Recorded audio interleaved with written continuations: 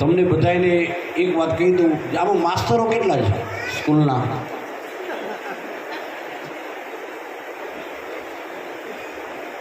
એટલે કાંઈ ખોટું નથી મારે માસ્તરોનું, માસ્તરો છે સારું છે, ગુરુજી કહેવાય હે, બરાબર ને? હમણાં એક માસ્તરે છોકરાને કીધું, એ કે કાલે તારા બાપાની સિગ્નેચર લેતો આવજે. બીજે દિવસે છોકરો નિશાળે ગયો, માસ્તરે કીધું લાયો સિગ્નેચર. છોકરાએ થેલીમાંથી બોટલ કાઢી સિગ્નેચરની. એ કે અડધી મારા બાપા પી ગયા, અડધી રહી લાવ્યો છું.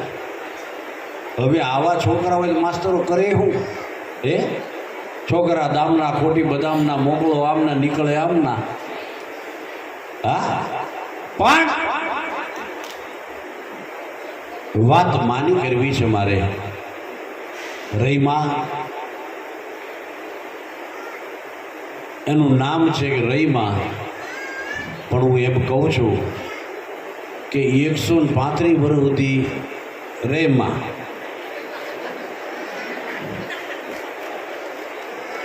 હા, બરોબર ને? 135 વર્ષ સુધી રેમાં.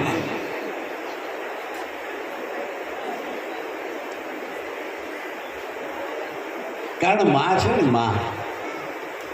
માની મજા છે સાહેબ.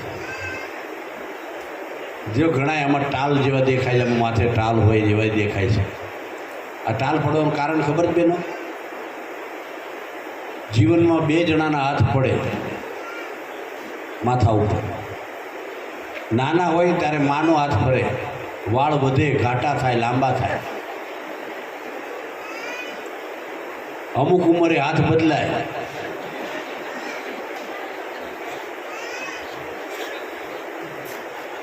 લાવજો તાજ 5000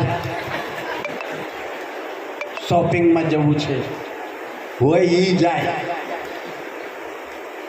હા, પણ જુદી છે જિંદગી મિજાજે મિજાજે, જુદી છે બંદગી નમાજે નમાજે. છે કે સમુદ્ર થયું એટલે શું, જુદા છે મુસાફર જહાજે જહાજે. હટી જાય ઘોંઘાટ, ઢળી જાય ઘોંઘાટ, નવી પ્રીત જાગે મલાજે મલાજે. જુદી છે જિંદગી મિજાજે મિજાજે, જુદી છે બંદગી નમાજે નમાજે. એટલે મારે માની વાત કરવી છે કે માં કોને કહેવાય? આ જગતમાં અડધેક રાતનો ગીધર ભાંગ્યો છે. તબરા ત્રમ ત્રમ ત્રમ ત્રમ ત્રમ ત્રમ બોલી રહ્યા છે. એમાં બરોબર મારે મેઘ ખાંગા થયા છે. 8 મહિનો, 8 યા તો મેઘ માતા વાયુ વાતા વાદળા તરીફ તારા દુખી દારા સુખી મારા સાંભળા વાજેન્દ્ર વાજાય ગહેરી ગાજે મેલ માતા માનને ભરપૂર જોબન માય બામન કહે રાધા કાનને. આવો 8 મહિનો. એમાં બરોબર મારે મેઘ ખાંગા થયા છે. વીજળીઓ સડેરાક સમ વીજળીઓ થઈ રહી છે. પણ કેવી વીજળી કે ગઢહડી સજ દળ યાપ મંદ બળ મંદ પ્રબળા મલપતી. ઓલી દીપતી ખડખડ હસી નવોટા શ્યામ ઘોંઘટ ચોપતી. યબડા એકાલી કતવાલી વ્યોમ વેલી લડવડી જદી હાડ ગમ ગમ ધરાય ધમધમ ભરડ ચમચમ વીજળી. આવી વીજળીઓ થાય છે. અને એમાં પતિ પત્ની 2 જણા એના બાળકની સાથે ગાડીની અંદર બેસી અને હાઈવે ઉપર નીકળ્યા છે. અને એમાં બરોબર એમ કહેવાય એ અડધીક રાતનો ગીધર ભાગ્યો છે. અંધારી રાત છે, ગાડી લઈને જઈ રહ્યા છે. એક બાજુ પતિ ડ્રાઈવ કરે છે, પત્ની બાજુની સીટમાં બેઠી છે, બાળક પાછળ છે. અને એમાં બરોબર એમ કહેવાય કે આડો એક ચહેરો આવ્યો. પત્નીની ચીસ નીકળી ગઈ અને પુરુષથી બ્રેક મરાઈ ગઈ. ગાડી ત્યાંની ત્યાં ચોંટી ગઈ સાહેબ. કારણ જે ચહેરો આવ્યો ને આખો લોહી લોહાણ હતો. એ લોહી લોહાણ ચહેરો કાચમાંથી દેખાયો એટલે પત્નીએ ચીસ પાડી અને પુરુષે બ્રેક મારી. હિંમત કરી પુરુષ બહાર નીકળ્યો અને એટલું કીધું, કોણ છો બેન? અડધી રાતે.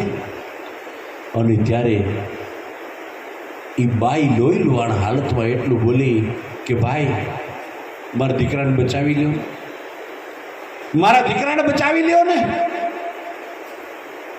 એ મરી જાય, મારો દીકરો નાનો છે, મરી જાય, બચાવી લ્યો ને.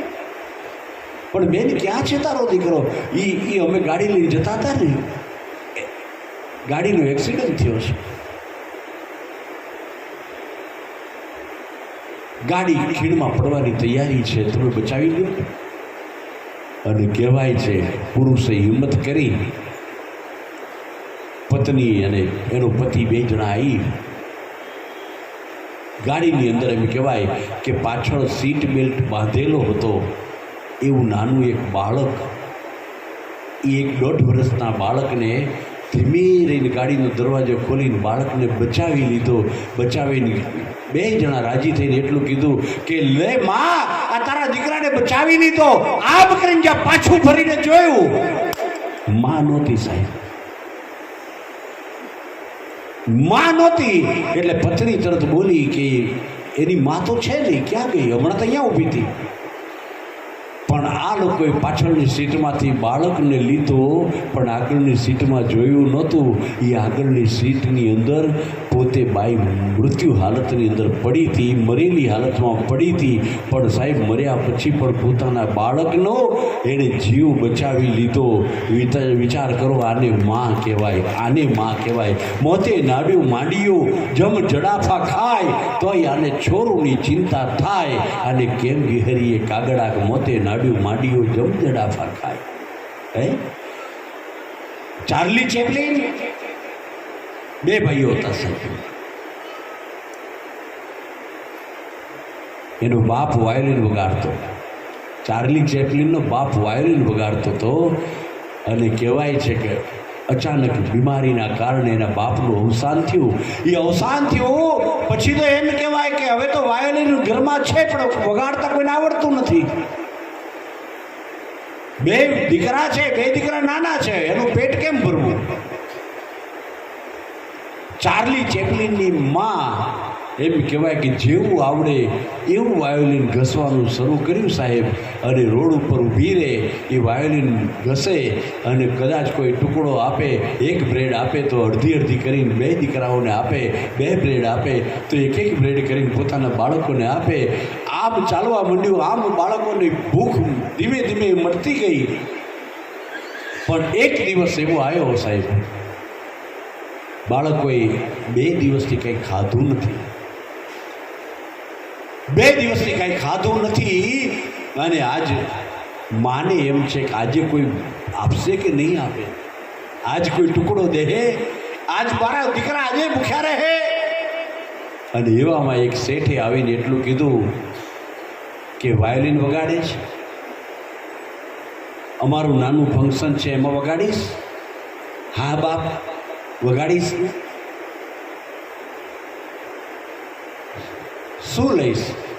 કાંઈ નહીં, મારા 2 દીકરાને ખવડાવજો. મારા દીકરા 2 દિવસથી કંઈ ખાધું નથી, મારા દીકરાને જમાડશે? હા હા, અમે તારા દીકરાને જમાડી દઈશું. કહેવાય છે કે 2 દિવસથી દીકરાઓએ કંઈ ખાધું નથી, તેની માએ તો ક્યાંથી ખાધું હોય ભલા માણસ. અને કહેવાય છે કે એ સ્ટેજની માથે વાયોલિન વગાડે છે. એ વાયોલિન વગાડતા વગાડતા એમ કહેવાય કે ફૂંદેડી ફરે સ્ટેજની માથે. વાયોલિન વગાડતા વગાડતા એ ફરતા ફરતા ફરતા ફરતા ફૂંદેડી ફરતા ફરતા ધરતીની ઉપર પડે છે.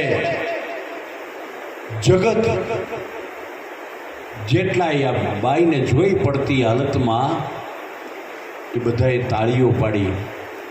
કારણ વાયોલિન વગાડતા વગાડતા ફૂંદેડી ખાઈને ધરતી ઉપર પડી. બધાને એમ કે આ કેવું સરસ મજાનું વાયોલિન વગાડ્યું, સાથે ફરી ફૂંદેડી. લોકોએ તાળીઓ પાડી. પણ બન્યું તો એવું કે એટલા માટે ધરતી ઉપર પડી પડતાની સાથે એણે પ્રાણ મૂકી દીધા હતા. અને ચિંતા એની એક જ હતી કે શેઠ પ્રોગ્રામ પૂરો થયા પછી મારા દીકરાઓને જમાડશે કે નહીં જમાડે, હે, કે મારા બાળકોને જમાડશે કે નહીં જમાડે, એની આ ચિંતા હતી. ચિંતામાં એના પ્રાણ પંખેરું ઉડી ગયા. અને કહેવાય છે કે પછી તો અનેક વાતો છે સાહેબ. કોકે કીધું કે આવીને ક્યાં લઈ આવે છે આ ભિખારણોને, ખેંચીને ઉપરથી નીચે ઉતારવા ગયા. એટલામાં એમ કહેવાય ચાર્લી ચેપ્લિને આવીને કીધું કે ઊભા રહેજો શેઠ, તમારો પ્રસંગ ના બગડે તો હું તમને એક વાત કરું, કરને મને જે આવડે છે કે અહીંયાથી રજૂ કરું. તો કે કરને એમ કહેવાય કે એની માની પાસેથી શીખ્યો હતો કે ગામના વાણિયા શેઠ કેવી રીતે ચાલે, એ ગામડાના એમ કહેવાય ખેડૂત કેવી રીતે ચાલે, એ આ બધું જે શીખ્યો હતો. એટલે એણે એમ કહેવાય બોલ્યા વગર એણે આ બધી એક્ટિંગ સ્ટેજની માથે શરૂઆત કરી. એમાં છેલ્લે મારી માં વાયોલિન વગાડતા વગાડતા કેવી રીતે ફૂંદેડી ખાઈને ધરતી પર પડી, એવી જ રીતે એ પોતે ફૂંદેડી ખાઈને ધરતી ઉપર પડ્યો. પણ એ દિવસ ને આ દિવસ એણે નક્કી કરી લીધું કે જગતની અંદર હવે બોલવું નથી. કારણ વગર માગે વગર બોલે લોકોએ એમ કહેવાય તાળીઓ પાડી હતી અને એની કલાને વધાવી લીધી. એણે નક્કી કર્યું કે આજ પછી મારે બોલવું નથી. એ ચાર્લી ચેપ્લિન આજની તારીખમાં પણ બોલતો નથી સાહેબ. મૂંગી એના જેટલો અભિનય કોઈ ન કરી શકે એ ચાર્લી ચેપ્લિન. એની માં હવે વિચાર કરો કે એ માએ દીકરા માટે થઈને પોતાના પ્રાણની આહુતિ આપી દીધી. એટલે મેં શરૂઆતમાં કીધું રૂપ કરતાં ધૂપની કિંમત વધારે હોય છે. રૂપ કરતાં ધૂપની કિંમત વધારે હોય અને પૈસા કરતાં પ્રેમની કિંમત વધારે હોય.